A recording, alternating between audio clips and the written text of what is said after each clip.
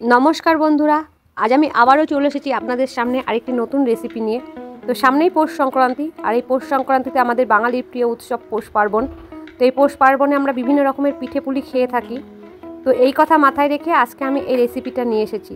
তো এটি আমাদের বাঙালিদের খুব প্রিয় একটি পিঠে। তো আজকে আমি বানাচ্ছি চুষি পিঠে। তো চলুন দেখি কিভাবে বানানো যায় এই পিঠেটি।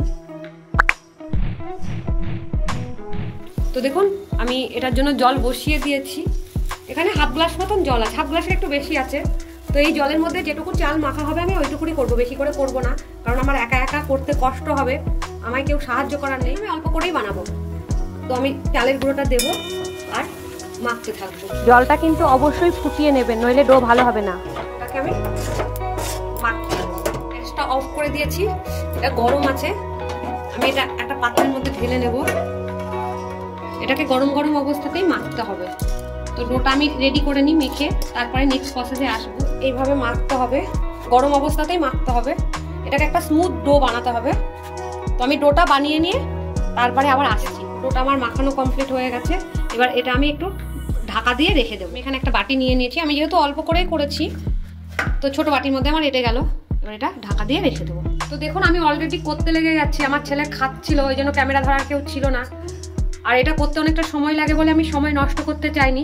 তো প্রথমে দেখুন এরকম করে ছোট ছোট করে সরু সরু ফিতের মতন করে নিয়েছি, নইলে আমি এটা কাটতে পারবো না।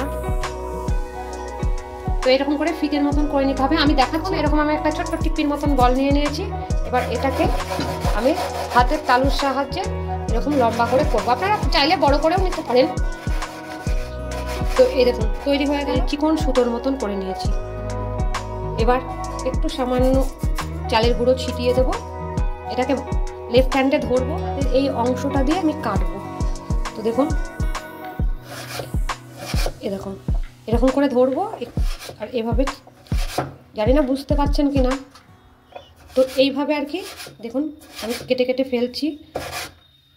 আপনারা যদি এইভাবে না পারেন তাহলে এরকম ছোট্ট করে একটু কেটে নেবেন, দিয়ে হাতের তালুর সাহায্যে এভাবে দেখুন লম্বা হয়ে গেল এরকম করে।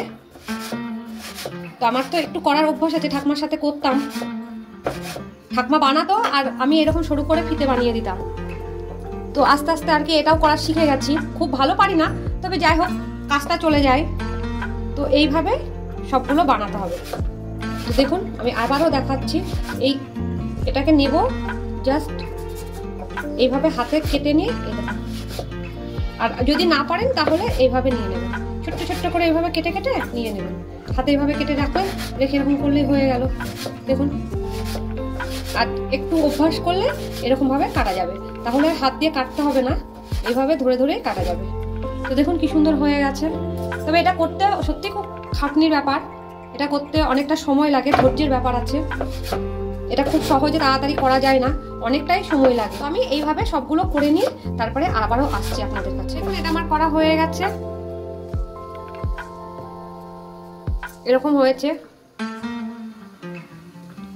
তো আশা করি আপনারা বুঝতে পেরেছেন আমি কিভাবে কেটেছি। এদিকে দেখুন আমি কড়াইতে দুধ বসিয়ে দিয়ে, এখানে আমার প্রায় 1.5 লিটার মতন দুধ রয়েছে। এটা প্রায় ফুটবো ফুটবো করছে। আমার এটা কাটতে কাটতে সন্ধ্যা লেগে গেল, আমি সন্ধ্যা দিয়ে এসে আবার করছি। তো দেখুন দুধটা আমার ফুটে গেছে। পুরোটা আমার ছিল 250 থেকে 300 গ্রাম, আর এখানে আমার 1.5 লিটার মতন দুধ রয়েছে। আমার ফুটে গেছে, এটাকে আরেকটু 5 মিনিট আমি এইভাবে ফুটিয়ে নেব। তো 5 মিনিট আমার হয়ে গেছে। এবার আমি দিয়ে দেবো পাটালি, ভেঙে নিয়েছি। তো দেখুন এখানে আমি প্রায় 500 মতন গুড় দিয়ে দিলাম। এবার এটা ফুটতে আমি সময় দেবো। অলরেডি কিছুটা গলে গেছে, ওই জন্য কালারটা চলে এসেছে। তো এখনো পুরোপুরি গলেনি, দেখুন রয়েছে। তো এটা একটু ফুটতে সময় দেবো, এটা ভালো মতন ফুটুক। 5 মিনিট পরে আমি আবারও আসছি। 5 মিনিট পর আমি চলে এসেছি, আমার গুড়টা মেল্ট হয়ে গেছে। এবার আমি এগুলো আস্তে আস্তে দিয়ে দেবো। তো দেখুন এখানে আমি একটু গোল গোল করেও করেছি, এটা আমার ঠাকমা বলতো, শুধু লম্বা করতে নেই, 2-1টা গোল গোল দেখুন এর উপরে আমি দিয়েছি, করেছি লাস্টে। তো এরকম করতে হতো। তো অভ্যাসটা আমার এখনো আছে, ঠাকমার কথা শুনেই আর কি করা।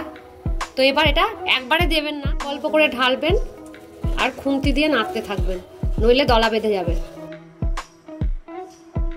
তো এবার এটা আমি ফুটিয়ে নেব। তো এটা একটু নাড়তে হবে, নইলে লেগে যাবে, একটার গায়ে আর একটা লেগে যাবে। 5 থেকে 7 মিনিট এটা ফুটিয়ে নেব। এটা ফুটতে লেগে গেছে। তো আমাকে আরও 5 মিনিট ফুটিয়ে নিতে হবে, নইলে কাঁচা গন্ধটা থাকবে। আমি 5-7 মিনিট পরে চলে এসেছি, দেখুন, দেখে নেব। তো দেখুন এটা কি সুন্দর লাগছে দেখতে, এটা কিন্তু খেতেও খুব সুন্দর হয়। তো এটা এই অবস্থাতেই আমি নামিয়ে নেব, কারণ এটা আরও ঠিক হয়ে যাবে যখন ঠান্ডা হবে, এটা অনেকটা ঠিক হয়ে যাবে। তো একটু পাতলা অবস্থাতেই নামাতে হয়, যেহেতু এটা চালের গুঁড়োর, আর আমি বানাতে গিয়ে এর মধ্যে অনেকটা চালের গুঁড়ো ছিলই, তো সেগুলো দুধের সাথে মিশে গিয়ে এটা ঘন হয়ে যাবে। তো এই অবস্থাতে আমি গ্যাসটা অফ করে দেবো। তো আমি এখনই এটা ঢালবো না, একটু পরে এটা সার্ভ করব। এবার গ্যাসটা অফ করে দিলাম। আমি মিনিট 20 পর চলে এসেছি, এটা কতটা ঠিক হয়ে গেছে দেখুন। এটা আরও হবে, আমি জাস্ট 15-20 মিনিট হলো। দেখুন এটা যখন রাতের বেলায় আমি সার্ভ করব খাওয়ার সময়, তখন এটা আরও ঠিক হয়ে যাবে। তো ভিডিওটা তখন দেখার জন্য অনেক ধন্যবাদ। ভিডিওটাকে অনেক অনেক করে লাইক করুন, শেয়ার করুন, আর এই চ্যানেলটিকে সাবস্ক্রাইব করে রাখুন, যাতে আগামী ভিডিওগুলো আপনারা খুব সহজে আর তাড়াতাড়ি পেয়ে যান। আমি এটা নাড়িয়ে নেব, এটা আমি ঢেলে নেব। এখন দেখুন কতটা ঠিক হয়ে গেছে। তো আপনাদের কাছে আমি রিকোয়েস্ট রাখছি, আপনারা অন্তত একবার এই পৌষ সংক্রান্তিতে, সামনেই পৌষ সংক্রান্তি, এই পৌষ সংক্রান্তিতে এই পিঠেটা একবার বানিয়ে খান। আমি জানি এটা খুব কষ্টকর, অনেকটা সময় লাগে, একার পক্ষে করা সত্যি খুব কষ্ট। তো আমি রিকোয়েস্ট করবো আপনারা অন্তত অল্প করে হলেও এই পিঠেটা একবার বানান, আর এইভাবে বানিয়ে খেয়ে দেখুন, তারপরে আমাকে কমেন্টে জানাবেন এটা কেমন হয়েছে খেতে। এবার আমি তুলে নেব। তো দেখুন কতটা ঠিক হয়ে গেছে, আশা করি বুঝতে পারছেন। এটা ঠান্ডা হলে আরও ঠিক হবে। তো আমি আবারও আপনাদের কাছে অনুরোধ রাখছি, এই রেসিপিটা অন্তত একবার বানান, আপনিও খান আর পরিবারের সকলকেই খাওয়ান।